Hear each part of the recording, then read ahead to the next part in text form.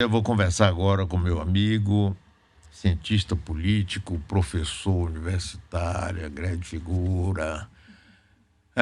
Paulo, eu estava me lembrando tantas coisas aqui do passado, Paulo. Daqui a pouco, um dia, quando tiver mais liberado, eu quero que você venha aqui no estúdio para a gente se lembrar. Você também conhece muita coisa, sobretudo da Pois é. política partidária, da época do partidão, de Uhum. muitas coisas. Mas olha, é um prazer estar com você aqui. Bom dia, Paulo. Muito obrigado. Paulo, eu queria que você me dissesse o Bom dia. seguinte, para começar. Por que esse rebu CT todo? Porque na pré-candidatura de ACM Neto tocaram ACM Meu Amor. Por que que isso despertou paixões e ódios? Mário, eu tenho a impressão que, em primeiro lugar, eu não considero que esse fato signifique necessariamente uma guinada na conduta do Assemineto, né? Que até aqui sempre lidou com essa memória do avô de uma forma muito moderada, né? Respeitosa, mas sem transformar isso numa coisa central da estratégia dele. Acho que tem a ver mais com o momento, esse momento de dificuldade que o Assemineto está vivendo na política nacional. É assim que eu interpreto. Porque ele é um político que construiu toda uma trajetória, pelo menos a partir do seu segundo mandato de deputado, na contramão, né, na oposição ao governo federal e na oposição ao governo estadual também. E se transformou num político bastante articulado no plano nacional, né, com um determinado campo de oposição ao PT, enfim, envolveu sempre a articulação do DEM com o PSDB, né, um campo liberal, de centro-direita, e assim ele construiu uma trajetória, e ele é o tipo do político, quer dizer, a candidatura dele dependia muito deste campo político estar conseguindo, no plano nacional, se articular para as eleições nacionais. Isso não está acontecendo, né? Isso não está acontecendo e acho que talvez já tenha passado o tempo de poder acontecer uma candidatura ou uma articulação política que possa oferecer uma alternativa ao país diante da polarização em que nós entramos desde 2018. E agora apareceu esse Zeppelin, né, que é a candidatura de Sérgio Moro. Se a Semineto não abrir o olho, ele vai ser tragado pela lógica antipolítica da campanha de Moro. Ele vai ser tragado por isso. Por quê? O que é que nós estamos vendo aí os movimentos? Apesar da candidatura do Roma não ter grande expressividade eleitoral, pelo menos por enquanto, mas é muito provável que vamos ter, se a candidatura dele realmente acontecer, nós vamos ter a máquina federal trabalhando para ela, nós vamos ter um candidato, seja ele Wagner, seja ele quem for, um candidato do governo estadual, e o território da política, propriamente dita, da política, da pequena política, vai ser muito ocupado assim. E sobraria para Neto aquele discurso que a gente conhece e presidirá as articulações da campanha de Moro, né?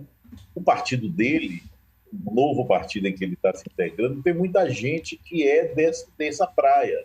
Gente que se elegeu em 2018 no discurso da antipolítica, no discurso da chamada nova política, e um partido que está fundamentalmente interessado em eleger deputados, né? Aliás, a nova coqueluche da política brasileira é essa: os partidos, as forças políticas estão muito mais interessadas na eleição da Câmara dos Deputados, do Senado, do que propriamente em se articular para oferecer alternativas em campanhas majoritárias.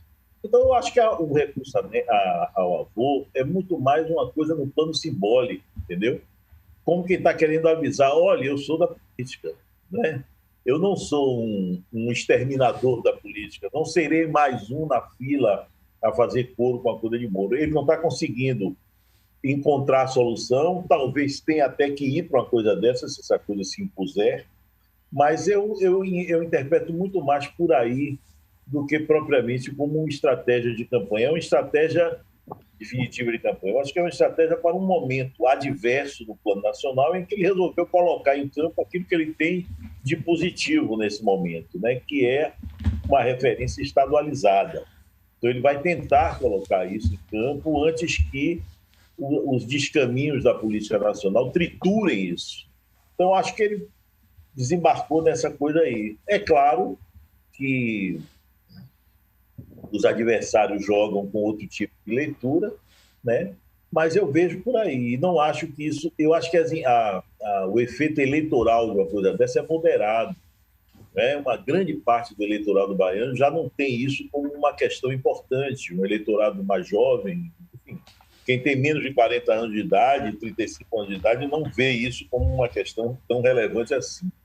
Então, não acredito que a campanha vá se pautar por isso. Agora, ele está usando nesse momento porque é uma forma de buscar uma certa identificação também com um campo que é um campo de uma memória da política. Né? Eu acho que o avô dele representa. Eu concordo com você. E veja o seguinte, tem várias coisas interessantes aí. Primeiro, no eleitorado jovem, Neto leva uma vantagem por ele ser jovem e já ter demonstrado habilidades políticas e administrativas aqui em Salvador. Terá provavelmente como concorrente Jacques Wagner, que não é jovem, e que, aliás, durante o tempo todo advogava que o PT deveria ter uma cara nova para ser candidato, só que não acharam. Ele vai tentar um terceiro mandato aos 70 anos de idade. Então, eu acho que com isso, você mais do que ninguém sabe que eleição é emoção. E essa música, rapaz, esse jingle, ele é realmente emocionante para as pessoas mais idosas que viveram essa época. Traz aquela imagem, não é? Agora já idealizada. Tem muita gente aqui, Paulo, que diz: se a CM fosse viva, a segurança não seria isso. A gente sabe que não é nada disso, né? Mas na cabeça das pessoas está isso, né? Não teria isso, não teria aquilo. E a chegada de Moro, para ele, eu tenho a impressão que pode ser positiva, porque ele tendo que ter um palanque nacional aqui, Bolsonaro, ele sabe que se for, ele perde. Tá no chão. Mas Moro, sendo já sabe, seria uma alternativa mais, digamos, educada, mais bem tratada, e que ele poderia abrir palanque para ele. Agora, do outro lado, você tem Lula, que aqui na Bahia, mais do que qualquer lugar, fecha, né? E é uma força indiscutível.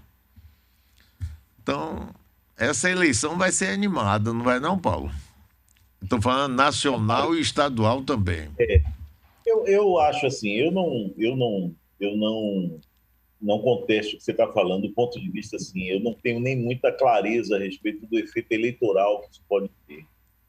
O que eu acho é que uma vinculação clara com o Sérgio Moro, ela destrói muito da imagem que o ACM Neto construiu ao longo desses anos. Né? Você sabe disso, quer dizer, a ACM Neto conseguiu se conectar com um eleitorado que normalmente não se conectaria com um político que venha da tradição dele. Ele tem, e certamente o eleitorado que tem, não só por causa dessa coisa de Lula, mas porque tem uma certa rejeição ao tipo de coisa que o Moro representa. O Neto, repare, a campanha de Moro será uma campanha anti-Lula. Não há dúvida de que isso vai ser uma polarização. E para Neto, em princípio, eu vejo isso como uma coisa ruim na Bahia. Quer dizer, todos os seus passos anteriores eram no sentido de quê? De mostrar a sua coisa de administrador, de mostrar que a ligação com a Bahia, de fazer uma campanha que sofresse o mínimo possível de contaminação por esse clima nacional, né?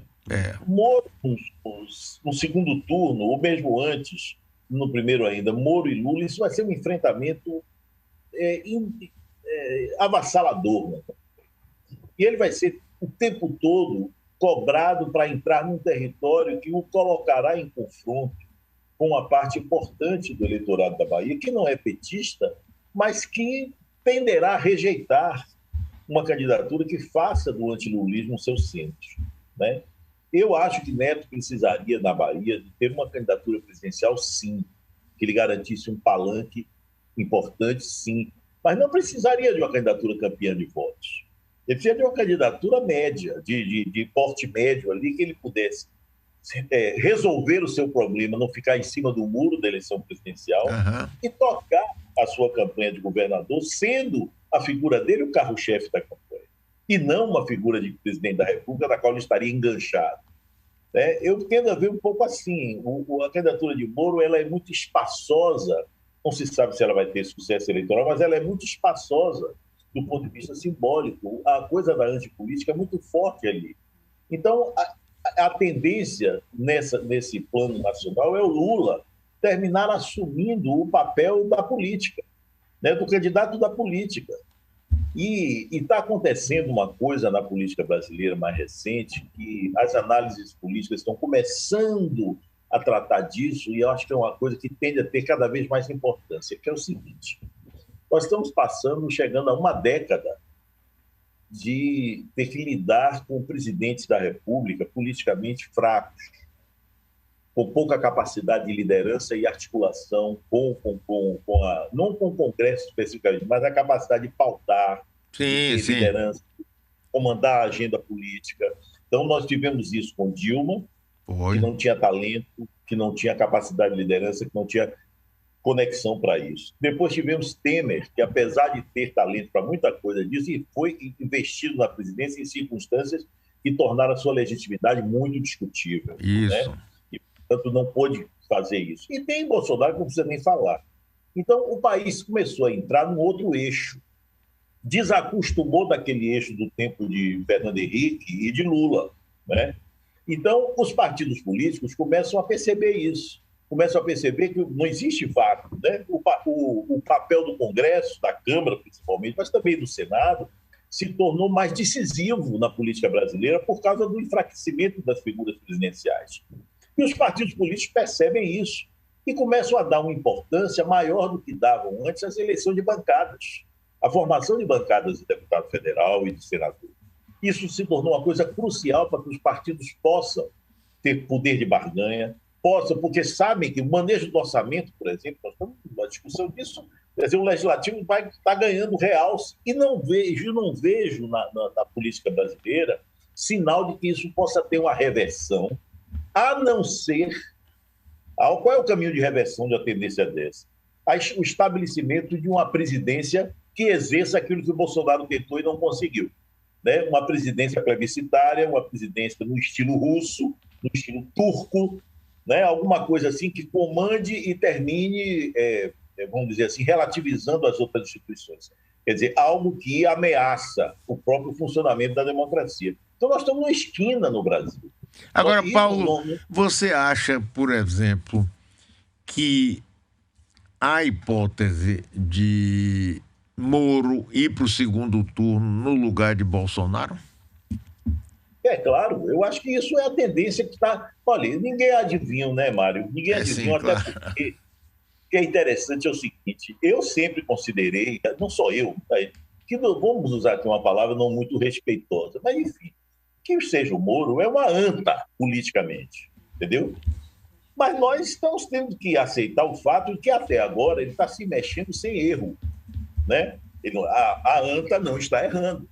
Ela está fazendo, quer dizer, o início do trajeto dele, o início que indica uma capacidade avassaladora de ir bater nos lugares onde ele precisa bater, já armou uma conexão que envolve mídia, empresariado, militares, está indo para dentro dos partidos políticos com aquela estratégia de rachá-los todos, né? E esse tipo de coisa, ao mesmo tempo que a economia vai para o buraco, ao mesmo tempo que o Bolsonaro vai esvaziando, a tendência Eu sempre digo isso, o Moro não é uma terceira via. O Moro é a primeira via. É a reconstituição daquele bloco político que elegeu Bolsonaro. A candidatura de Moro é para isso. A candidatura de Moro não é terceira via, é para substituir Bolsonaro no enfrentamento. Sim. Né? Então, ele não é terceira via, é a primeira via que já está começando. As forças mais antenadas sabem que Bolsonaro, com a rejeição que tem aí, ainda que vá para o segundo turno, é uma candidatura muito difícil de emplacar. Então, a articulação que está se dando, infelizmente, eu acho, porque as elites políticas brasileiras, as elites econômicas brasileiras, setores importantes da mídia, estão embarcando numa nova aventura, num amador. Né? O Moro é um amador, do ponto de vista político.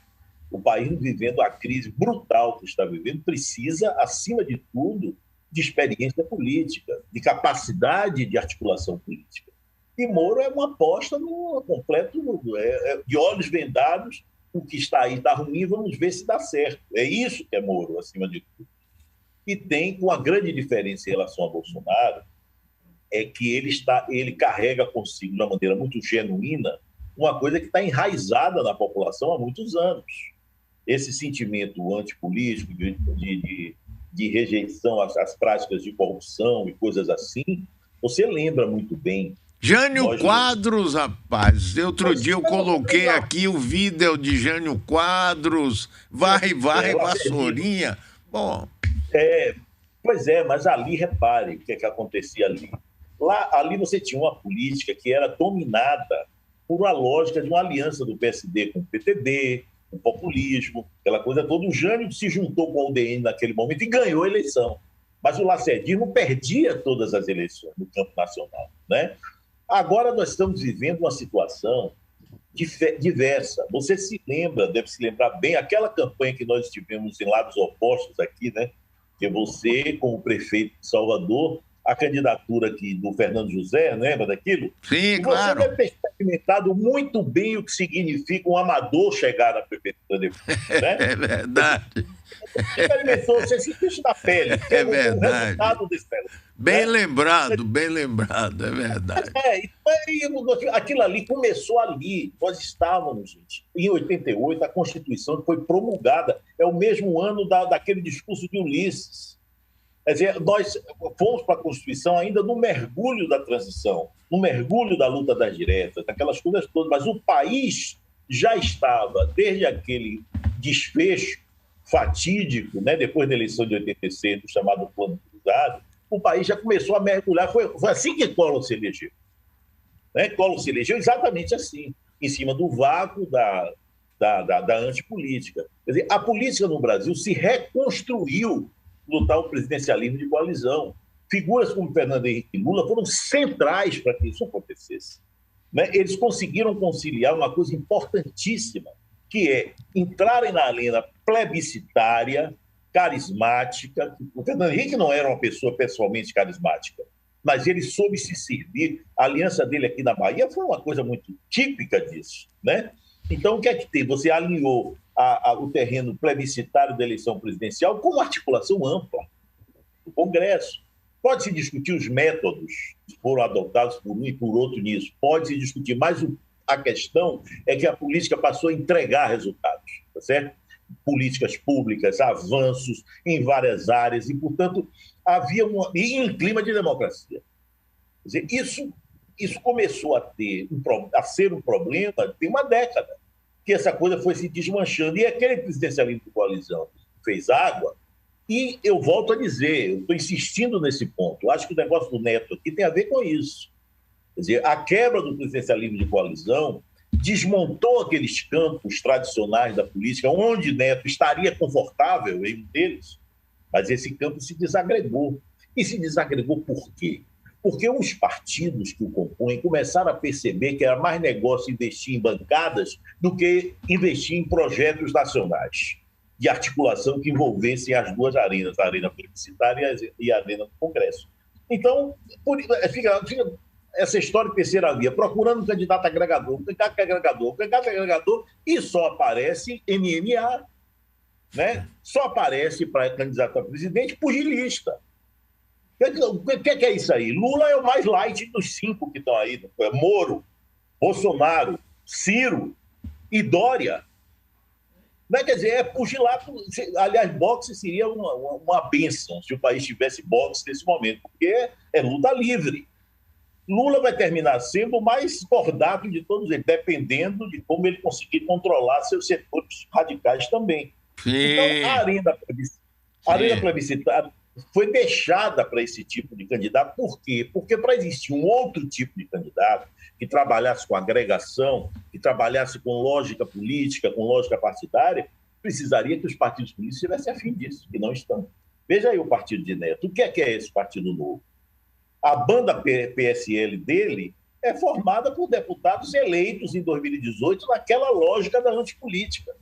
Esse pessoal quer se reeleger. A candidatura de Moro é sopa no mel para isso. Eles querem se reeleger. Então, o que eu indago é o que isso compromete de uma coisa que foi construída na Bahia por Neto, a ponto de nós termos aqui uma polícia que poderia se resolver entre o PT e ele, e nós teríamos tranquilidade que estaríamos dentro de um território da polícia, seja qual for o resultado.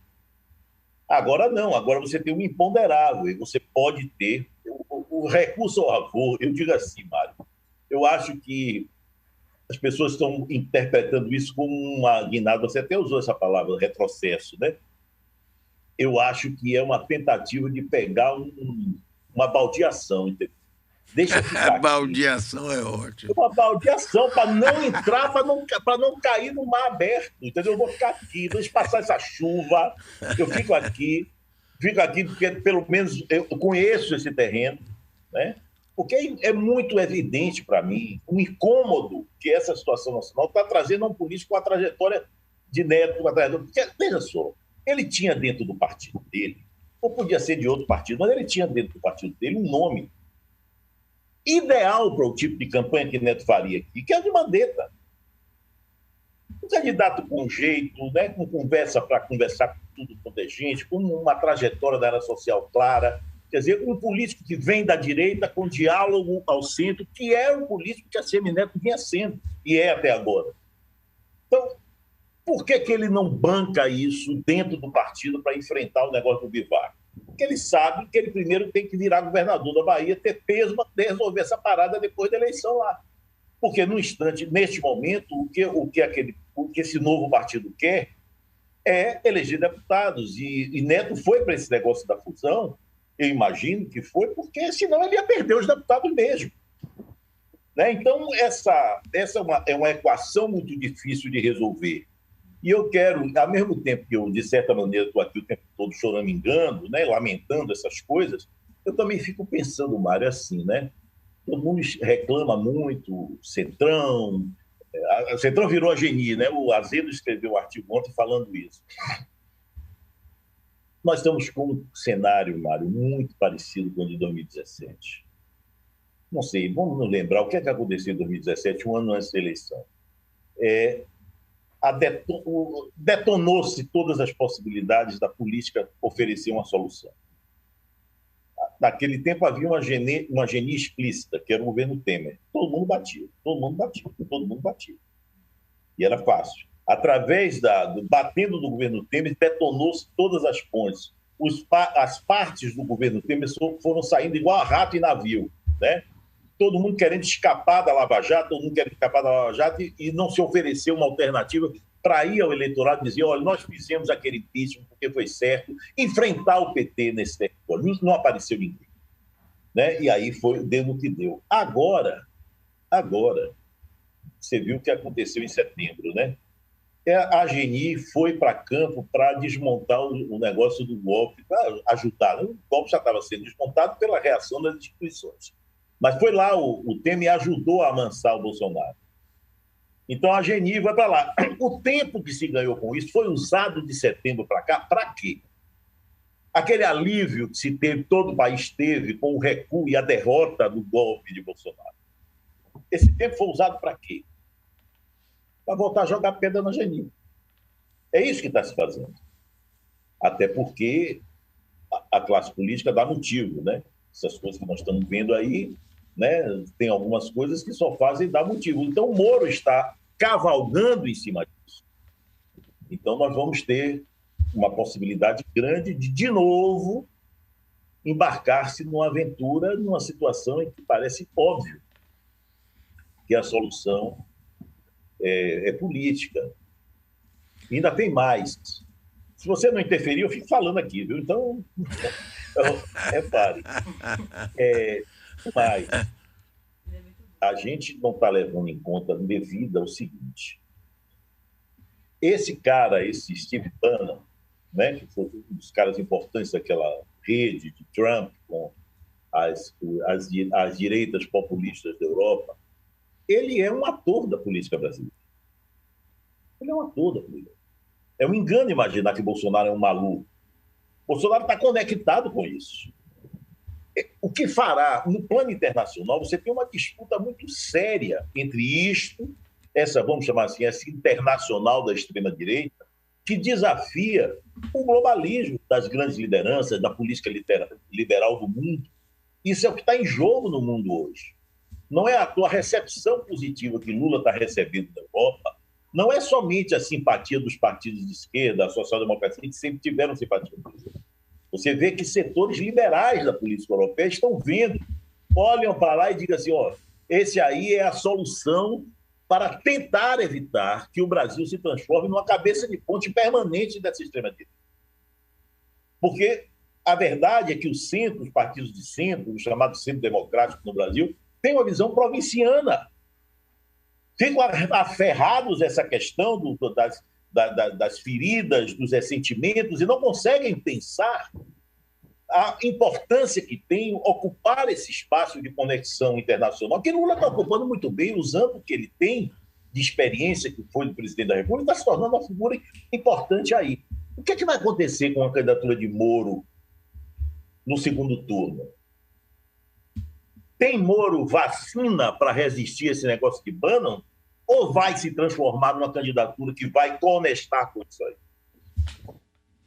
Pois é, Paulo. Infelizmente eu vou ter que lhe interromper porque o tempo da gente acabou. Agora a gente precisa conversar mais, viu? Você nos ajuda muito e é muito importante, Paulo, a gente discutir, debater, esclarecer, esmiuçar, e você é uma figura do maior valor. Eu agradeço muito e vou lhe chatear um bocado, viu?